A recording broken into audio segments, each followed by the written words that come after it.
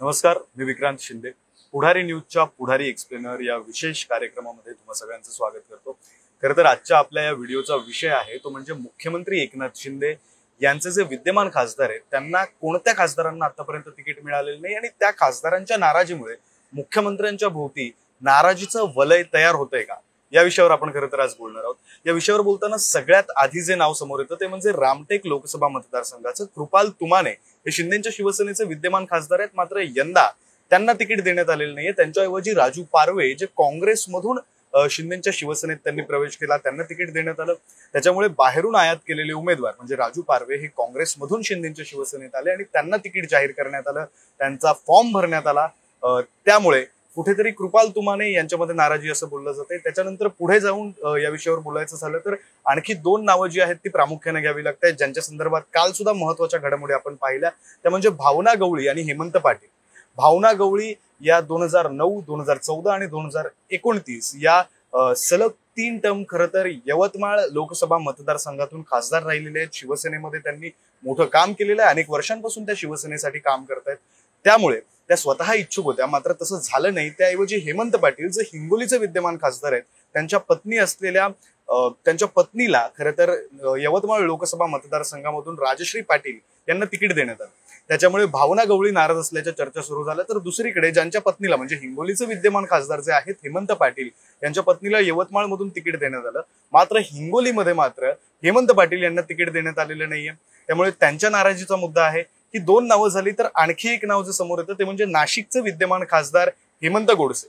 खरं तर हेमंत आप्पा गोडसे यांनी यापूर्वी मुख्यमंत्री एकनाथ शिंदे यांच्या निवासस्थानाबाहेर दोनदा शक्ती प्रदर्शन केलं. एकदा ठाण्यातलं जे मुख्यमंत्र्यांचं निवासस्थान आहे तिथे मोठं शक्ती प्रदर्शन करण्यात आलं होतं. त्यावेळी खरं तर मोठ्या प्रमाणात कार्यकर्ते सुद्धा नाशिकमधून आले होते. हेमंत गोडसे यांच्या नावाने घोषणा देण्यात आल्या होत्या. त्यानंतर वर्षा निवासस्थानावर सुद्धा शक्ती प्रदर्शन करण्यात आलं.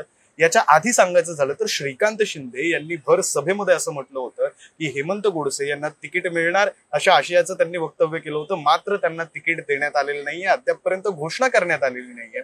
त्यामुळे त्यांच्या ऐवजी महायुतीमध्ये जो मित्र पक्ष आहे अजित पवारांची राष्ट्रवादी, त्याचे ज्येष्ठ नेते असलेले छगन भुजबळ यांना तिकीट दिलं जाईल अशा प्रकारची चर्चा सुरू आहे. त्याच्यामुळे पुन्हा एकदा हेमंत गोडसे जे नाशिकचे विद्यमान खासदार आहेत, नाशिकमध्ये त्यांचं वलय आहे, त्यांचं प्राबल्य आहे, ते सुद्धा नाराज असल्याची चर्चा जी आहे ती राजकीय वर्तुळात सुरू झाली.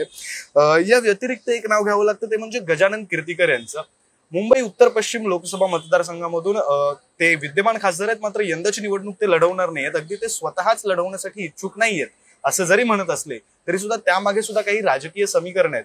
ती समीकरणं अशी की महाविकास आघाडीकडून ठाकरेंच्या शिवसेनेचे अधिकृत उमेदवार म्हणून अमोल कीर्तीकर हे मुंबई उत्तर पश्चिमची निवडणूक लढत आहेत.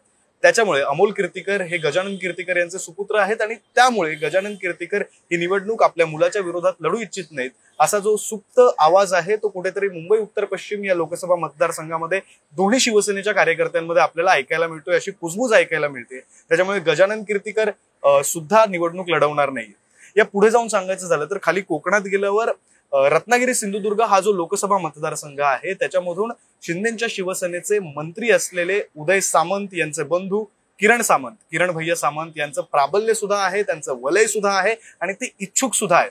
मात्र आता त्यांचं नाव कुठेतरी जे आहे ते मागे पडत चालले आणि त्यांच्याऐवजी केंद्रीय मंत्री असलेले भाजपचे नेते असलेले नारायण राणे हे निवडणूक लढतील अशा प्रकारच्या चर्चा ज्या आहेत त्या राजकीय वर्तुळात सुरू झालेल्या आहेत. नारायण राणेंनी आता प्रचाराला सुद्धा जवळपास सुरुवात केली असं म्हणावं लागेल, बैठकांना सुरुवात केलेली आहे. त्याच्यामुळे हे जे शिंदेच्या शिवसेनेमध्ये असलेले नाराज नेते म्हणूया किंवा मग नाराज जे विद्यमान खासदार आहेत त्यांच्या नाराजीच्या वलयाने कुठेतरी मुख्यमंत्री एकनाथ शिंदेंना घेरलंय असं आपल्याला म्हणावं लागेल.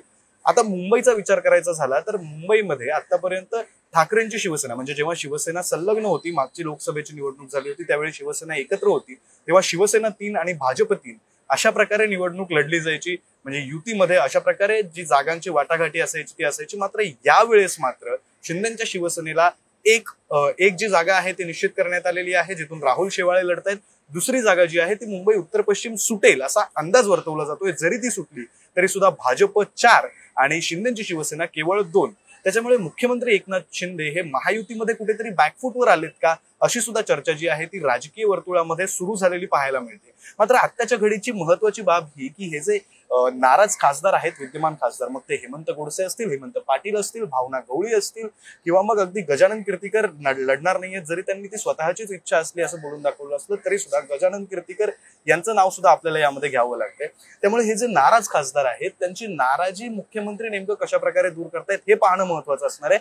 कारण या खासदारांची नाराजी जी आहे ती फक्त लोकसभेपुरती मर्यादित राहणार नाहीये, तर विधानसभेमध्ये सुद्धा याचे पडसाद आपल्याला उमटलेले पाहायला मिळू शकतात. काही प्रमाणात शिंदेसोबत आलेले जे आमदार आहेत ते सुद्धा आता इन्सिक्युअर फील करत असतील, कारण जे विद्यमान खासदार आहेत त्यांना जर तिकीट मिळत नसेल तर आपलं काय होणार हा प्रश्न आत्ताचे जे शिंदेच्या सोबत असलेले आमदार आहेत त्यांना सुद्धा निश्चितच पडत असेल.